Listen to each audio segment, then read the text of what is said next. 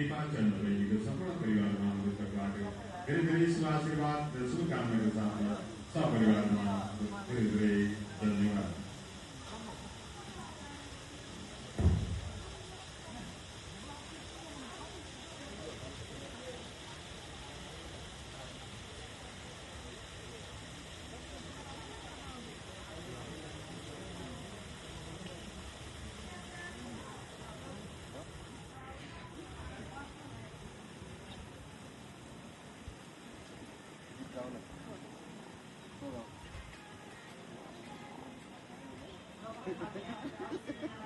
Thì nó lên